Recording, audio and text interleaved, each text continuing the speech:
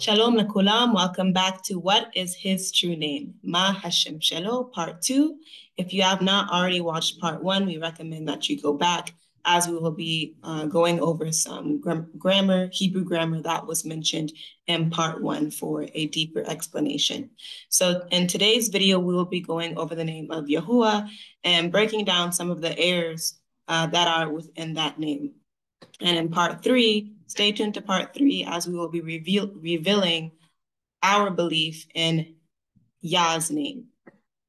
And as usual, we are going to hide our faces so that the whole presentation can be seen, and we'll come back in closing. So see. So up next, we'll be focusing on the name of Yahuah, which is probably one of the most popular names used amongst the awakened Hebrew and Christian communities. So I've heard 3 different variants of the name of Yahuah, which includes Yahuah and Yahuah. Once again, Yahuah, Yahuah, and Yahuah, with of course 3 different vowel markings, 3 different nekudots. So as we know, in any language on this earth, if there's a grammatical error or if there's an error in pronunciation, it is either not existent or you could be saying something different than what you think you're saying. And I'm telling you that all 3 forms or variants of this word Yahuah either have grammatical error or it breaks the rules of the tetragrammaton. And as we learned in lesson 1, the tetragrammaton must have 4 consonants. And some of these names out there, including Yahuah, Yahuah, Yahuah, they have 3 consonants. And we're going to show you that in just a minute. What I have listed here down below are the spellings of these 3 names and with nekudot placement. So what I have listed here down below with the nekudots, I want to make it clear that I did not make these spellings up. All I did was go on the official websites of your leaders, on various articles, and on the live teachings of your leaders who spelled it this way. All I did was copy and paste. Okay, so let's take a look at the first one here on the left. And as taught by Tziona, we learned that this nikud that resembles a T makes the vowel sound ah. So that first syllable would be yah, yah. And that's great. That's correct. Nothing wrong with it. But on syllable 2, we have an issue here. We got more than one issue here, 3 problems. I learned earlier that in Hebrew, a consonant can only have 1 vowel. Okay, again, a consonant can only have 1 vowel. This has 2 vowels. We can't have an oo and an ah on top of 1 letter. That doesn't work. So that's issue number 1. Issue number 2 with this name Yahuah, or with this spelling of Yahuah, we learned again in the previous lesson that when vav or waw has the vowel sound o or u, it is now functioning as a vowel. It's not a consonant at this time. So that debunks us down into 3 letters. The tetragrammaton must have 4. So that's issue number 2. The third thing we learned in lesson number 1 is that when a word ends in hey and it has the vowel sound ah, it is feminine. And the Elohim, Yah, he is not feminine. Though he does have feminine attributes, he himself is not female. So those are the 3 issues with this spelling of Yahuah. If you're using this spelling, once again, our vav or our waw is functioning again as a vowel. It has the oo sound, Yahu. And we learned again that when vav has an o or an oo sound, it is now a vowel. It's not a consonant. So that's issue number 1. We need to have 4 consonants in the tetragrammaton, and Yahuah does not have it. Number 2, when hey comes at the end of the word and it has an ah sound, It is now a feminine word. And once again, Yah, Elohim, he is not female. Applies to this spelling over here. So as you can see, we didn't crack no codes, no mysteries or prophecies, but simple Hebrew grammar that even a child could understand. In the previous video, we showed you some pictures from Routledge Introductory Course or Hebrew Grammar 101. And the Routledge Introductory Course book, and that is one of the official Ulpan books that is used, one of the many books that are used within the Ulpan institutions today. And what Ulpanim are, it's basically Hebrew courses that are for new immigrants. And those of your leaders who are claiming that they've been learning a language, studying the language for 5 and 10 years, and they're calling on Yahuah, Yahuah, Yahuah, Yahuah, and so forth. And they say they know Hebrew. And I'm telling you that screenshot that I showed you in the previous video in the Routledge Hebrew course, I was in chapter 1.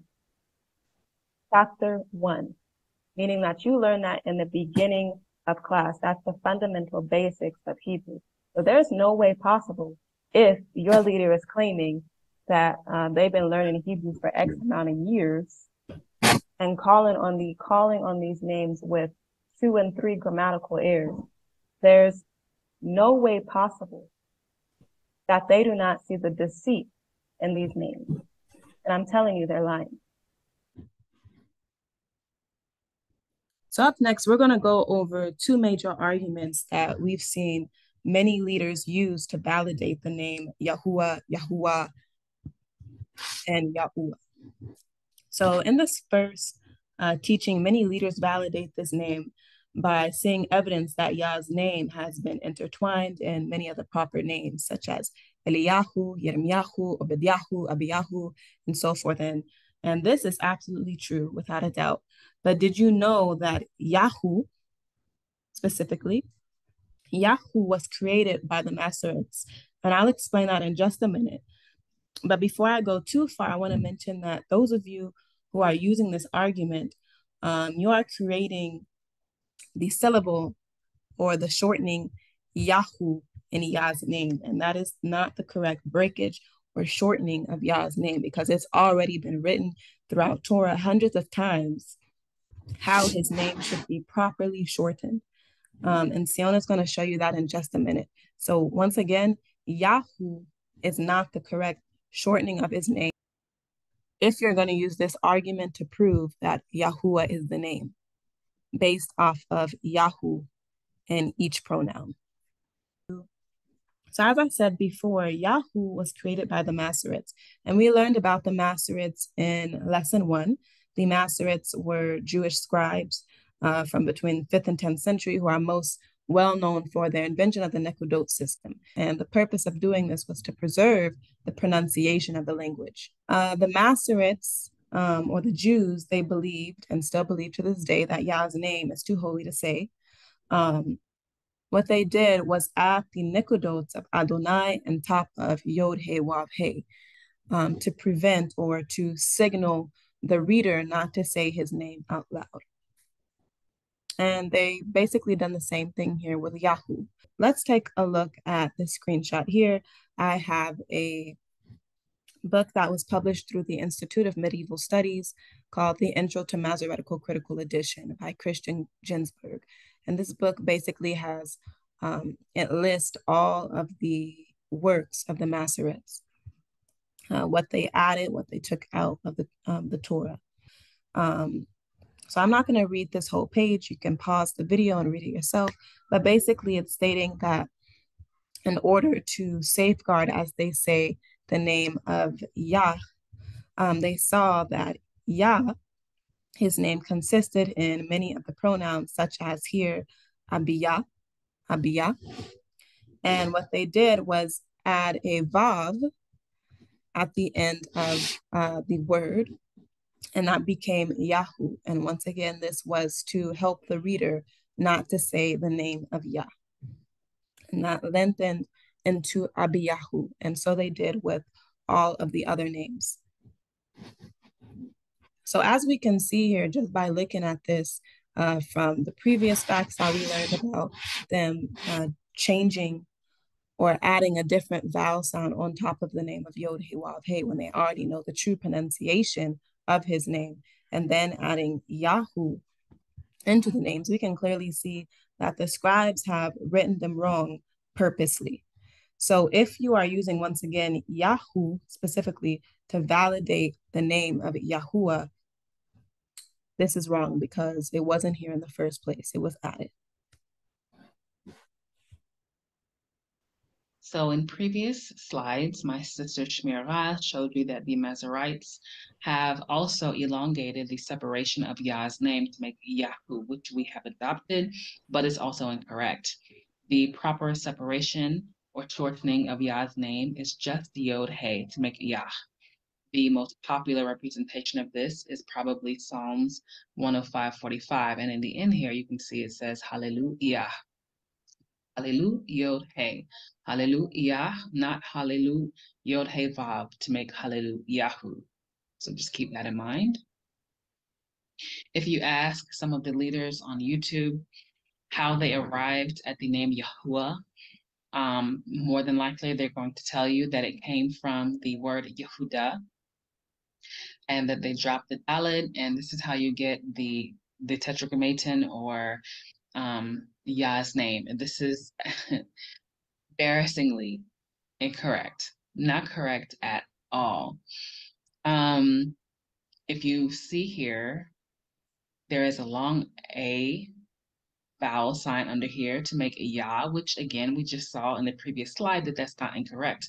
But coming from this word here, it is incorrect because here we don't have a long ah, we have a shva or a schwa, which is a very short, quick sound, or it is silent.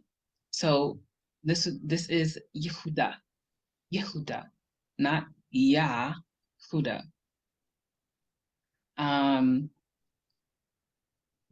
The root word of Yah's name means to exist or existence. It is a completely separate root than what the word Yehudah comes from, and we'll take a look at that in the next slide. So here we have a couple of different variants of this name, how we arrived from Yehudah to Yahuah. So here we have Yehu, we have Yahuah. And then in order to get from Yahuah to Yahuah, they had to now put a long vowel sign under there. Nobody told them to do that. They did that by themselves. And then, of course, we have different nikudot to represent the same sound for these. So essentially, it's all the same, but it's all incorrect. And so let me just say this. These leaders have declared to you that they hate Hebrew. They hate the Hebrew language. They keep telling you that it's Yiddish, which is, again, utterly ridiculous. That's a whole nother explanation. But just really quickly, I guess I can touch on it. Yiddish is a very new language. There's only a small community of people in Israel that speak Yiddish. The national language in Israel is Ivrit or Hebrew, not Yiddish. Yiddish is a Germanic language, as is English, and Ivrit or Hebrew is a Semitic language. They are not the same. They're in two different language groups with two different sets of grammar rules. It's not the same language. Just wanted to throw that out there for anybody that might be confused, and you can do your research about this. It's not hard to find. I think when it comes to particularly our people, Hebrew doesn't sound cultured enough. It doesn't sound Black enough. It's not the language that they feel represents them, and so they would rather go learn like Igbo, Yoruba, and whatever other African languages, because many of our people are identifying more with African culture these days. That's not our language. It's incorrect. So just wanted to also put that out there to stop listening to people that have declared to you that they hate Hebrew. You wouldn't listen to somebody, you would not get advice or learn from someone that has declared that they hate the very thing that you're trying to learn, which is exactly what's happening with this whole YouTube community. So I said before that Yah's name comes from a root that means to exist. And here we have Yehudah, which comes from a root that means to praise, throw, cast, and confess. And it is yada. Yada again means to praise, throw, cast, and confess. This has nothing to do with the root that of the verb that Yah's name comes from. And let me just say this because I can hear somebody saying, what do you mean it doesn't have anything? We always want to spiritualize everything, right? Don't over spiritualize this. It is spiritual at the end of the day, but don't over spiritualize this. Yes, we take Yah's name very seriously, which is why we're doing these videos to bring some clarity and some edification to you all. Through some simple education about the Hebrew language, but don't be so heavenly minded that you know earthly good, right? There is a practical approach to learning any language, and Hebrew is no different. Every language has grammar rules, and according to the rules of the grammar rules of the Hebrew language, Yah's name and Yehudah, the two roots that represent the verbs that these words come from, don't have anything to do with each other. Black Americans are notoriously known for not being cultured or not being familiar with other cultures outside of our own, the Black community, and particularly with languages. And so you'll hear many of us, we tend to take something and make it our own, which is not bad, but we can't do that with everything. And I find that we're no different with languages. As I stated before, or as we both stated, that we want our people to come out of ignorance, especially, about the language, but especially concerning Yah's name. And so, again, take this seriously, fact check us, and do your own research as well. So that you can gain some understanding. And as usual, we hope that this is edifying for you all. Okay, so stay tuned to part 3 as well. And we have our upcoming Hebrew course starting on February 5th. Registration ends this Thursday, February 2nd. So Yah willing, we hope to see you all soon. Shalom. Itaat.